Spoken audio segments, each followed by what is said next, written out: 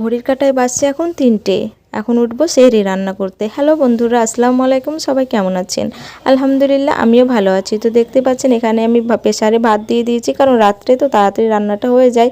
আর রাত্রে রান্না করে রেখেছিলাম চিকেন, তো সেই জন্য চিকেনটা একটু গরম করে নিচ্ছি। আপনারা কে কী রান্না করছেন অবশ্যই জানাবেন। আগে তো মা রান্না করতো আর আমরা শুধু খেতে উঠতাম, কিন্তু এখন তো মেয়েদের জীবন তো দিন দিন পাল্টে যায়, তাই এখন আমাকে রান্না করতে হয়। 3 বছর থেকে আমি সেহরি রান্না করি।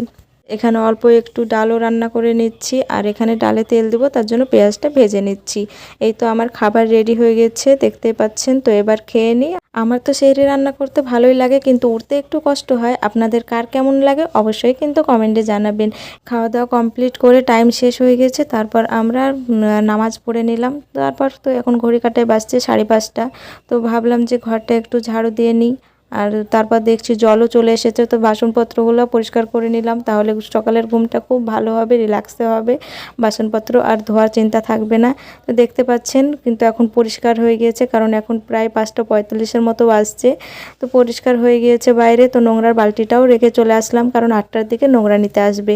তো নোংরা যদি না দিয়ে আসি আবার ওঠার একটা ঝামেলা আছে, তার জন্য ভাবলাম যে রেখে চলে আসি। তো রেখে চলে এসেছি, দেখতেই পাচ্ছেন। আর বাইরেটাও পুরো পরিষ্কার হয়ে গিয়েছে।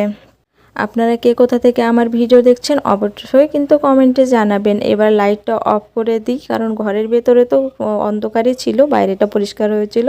আর তো বড়মশাই এখানে তার কাজ করছে, আর আমি এখন যাব ঘুমাতে। ততক্ষণে সবাই ভালো থাকবেন, সুস্থ থাকবেন। আবার দেখা হবে নেক্সট ভিডিওতে। টাটা, খোদা হাফেজ।